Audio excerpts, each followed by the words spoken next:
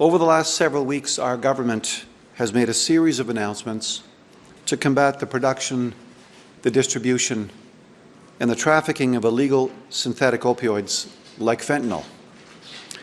We made the largest investment in Canadian history into Canadian border security with a $1.3 billion investment. We will ban more precursors from entering Canada unchecked.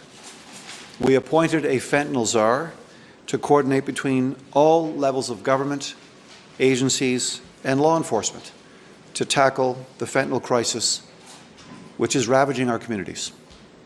And today, we're going after the money. This morning, we are announcing that the Government of Canada is listing 7 transnational criminal organizations as terrorist entities under Canada's Criminal Code. Transnational criminal organizations, including cartels, play a leading role in the production and distribution of fentanyl throughout Canada. To rid Canada of this scourge, our government will ensure law enforcement has every tool available to dismantle and disrupt the operations of these organizations in our communities. These listed entities are organized crime groups that spread fear in local populations by using methods of extreme violence and are known for drug trafficking, human trafficking, and trafficking in illegal guns. The listing of an entity under the Criminal Code follows a rigorous and ongoing process that must meet a legal threshold. Listings are in fact based on evidence, intelligence, and the law. All 7 of these transnational criminal organizations clearly meet this threshold. Once an entity is listed, it is considered to be a terrorist group under the Criminal Code. The Criminal Code prohibits certain actions in relation to terrorist groups, including those related to terrorist financing, travel, and recruitment. It is prohibited for any person in Canada, as well as every Canadian abroad, to knowingly deal with the property of a terrorist group. Let me repeat that. It is prohibited for any person in Canada, as well as every Canadian abroad, to knowingly deal with the property of a terrorist group. To avoid criminal liability, banks and brokerages will freeze these entities' assets, which can then be the subject of seizure, restraint, or forfeiture. It is also an offence to collect property or provide financial or other related services, knowing it will benefit or be used by a terrorist group.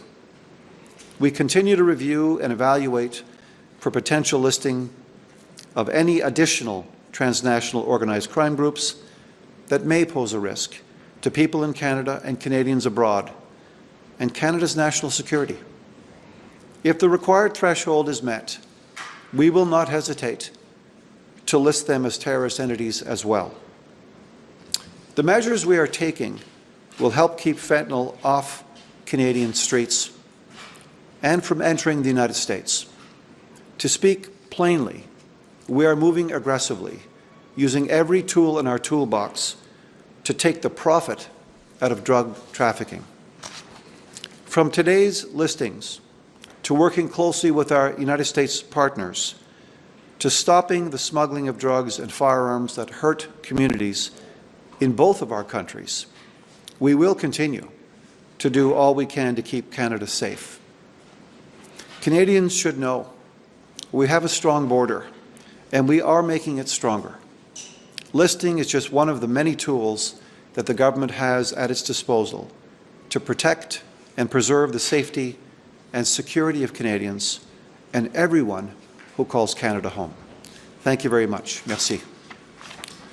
Any questions? What can law enforcement and security agencies do now that you've listed them that they couldn't do yesterday? What does this actually accomplish when it comes to investigations? The listing gives law enforcement additional powers to track, trace, find the financing, disrupt it, interrupt it. It also widens the net through which law enforcement can exercise powers, as I just mentioned in my remarks, to deal with actors who are involved. So this is a very important new tool that the RCMP, for example, and other police of jurisdiction will be able to rely on to be able to track and trace the money. We know that by interrupting the money, we're going to have a profound influence on the activities of the groups.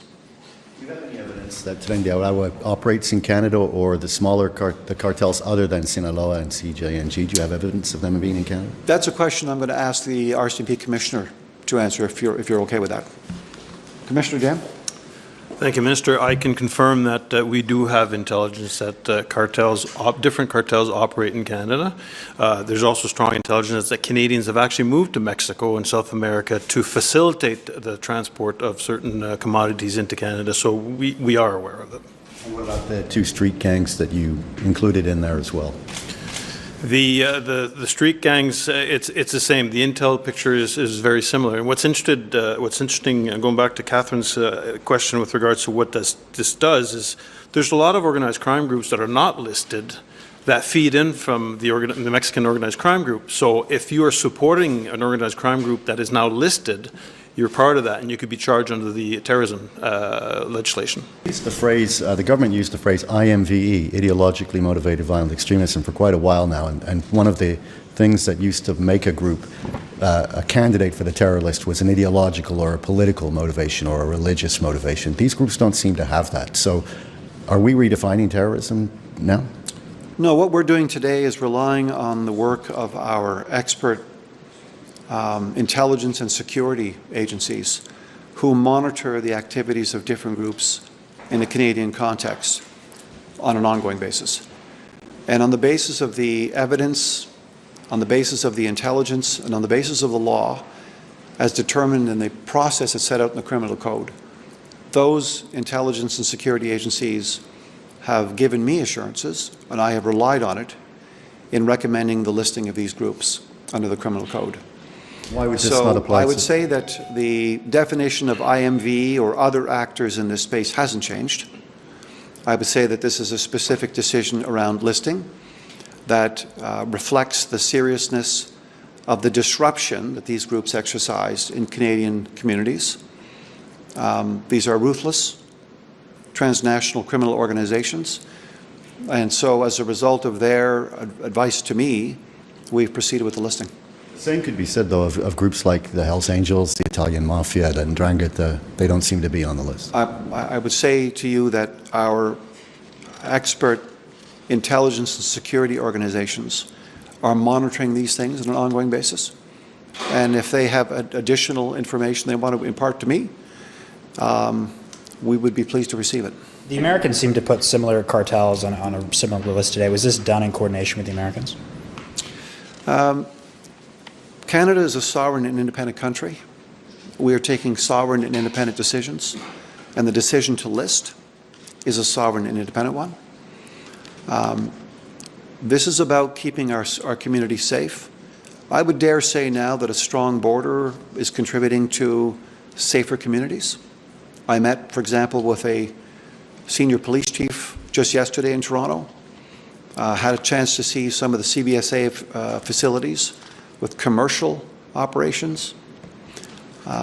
It's clear now that what's happening at our border, what's happening with some of the measures we're announcing today, these listings, are going to contribute positively to keeping our community safe. So this is just a coincidence then. At 11:45, I've got a thing here from the State Department. They name a bunch of the same organizations we've named as terrorist entities.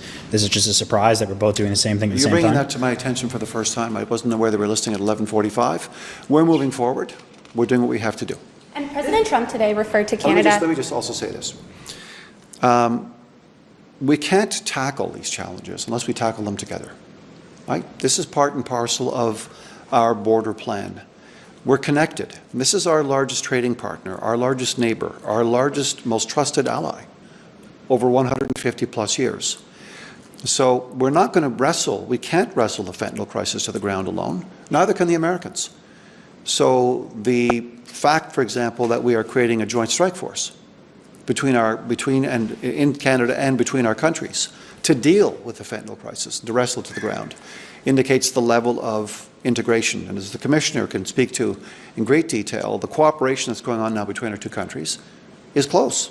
as it should be, because it's ravaging both American and Canadian communities. President Trump today referred to Canada again as the 51st state and called the Prime Minister, Governor Trudeau, when he was tweeting about tonight's hockey game. Does that kind of rhetoric make it difficult when you're talking about having this cooperation? Sounds like President Trump's worried about the outcome of the hockey game tonight. And do you have any serious? Look, this discussion of 51st state. Canada is a sovereign and independent country, has been for over 150 years, and will remain so. It will always be so. This discussion of 51st state is a non-starter. We acknowledge the concerns that have been brought to our attention by a new administration, and we're working hand in glove to try to wrestle them to the ground. And that's what we're doing. Strong Canadian border makes for strong national security. Strong American border makes for strong American national security. We get that. Two sovereign and independent countries that have managed their relationship well for a long time. We intend to continue. Commissioner Duhan, we've heard from the Americans saying that there's a big issue, for the Commissioner, sorry, Minister. Forgive me. That there's been a large amount of drugs that move by mail, that it's in small quantities that go through, in particular fentanyl. And they've also claimed that Canada is a big producer of fentanyl and that despite the numbers don't show it at the border, we actually do make a lot here. Do you think, both on the mail side and the production side, that the Americans' concerns are legitimate in terms of Canada's ability to produce fentanyl? Well, I'll start by saying it's been reported in the news several times, a small percentage that's going north to south. But even if there's a small percentage, we take it very seriously. And I've shared it before. Since 2018, we've dismantled 47 labs across the country. Law enforcement has dismantled. So there's a lot of good work going on. There is concern, as the Minister said, we want to strengthen the border. The strike force that we have that are going to be in place, that are going to be targeting specifically fentanyl, is what we didn't have before. And on the international scene, we're expanding our footprint in the United States to make sure we can work with our American colleagues to address the problem. And how much of that percentage is related to any of these Mexican cartels that you've listed today? Well, we know, I'm not going to get to specific percentage, but we know that the cartel has a footprint in Canada, and we know that they're involved in fabricating fentanyl and the export of some of the precursors that are used to make fentanyl. Question to Cap. If I could just add to that as well, just if I could, Commissioner. Look, part and parcel of the listing is also to avoid any further profligation or any expansion. We're working now, we're using every tool in the toolbox. And this is an important tool. And the Commissioner knows only too well as an operational person that this is on Canadian soil, on American soil, and this is an important tool now to get this under control. This was a promise made to you as President Donald Trump. So have you shared this list with his administration before this announcement? And have you received any feedback when it comes to the tariff threat conversation? I'm sure that our folks at Global Affairs are sharing this outcome with their counterparts. I haven't received any feedback, but I'm looking forward to the hockey game tonight. Elon Musk is already saying that this listing should justify unilateral U.S. drone strikes in Mexico without the knowledge or permission of the Mexican government. What would be the position of Canada to that?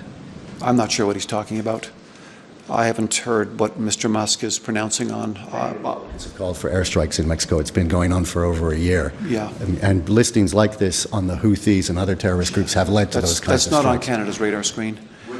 Object to the U.S. launching unilateral airstrikes. That's not on Canada's radar screen, and I can't divine what's in Mr. Musk's thinking in this regard. I didn't know, to be a little bit cute maybe or cheeky, I didn't know he was a geopolitical expert as well. Do you have any plans to talk to your counterpart coming up? You mentioned Global Affairs sharing it, but do you have any plans to talk to your counterpart? Yes, I do. I intend to be in Washington when I can get there to meet with a couple of different folks. Thank you very much. Merci. Thank you.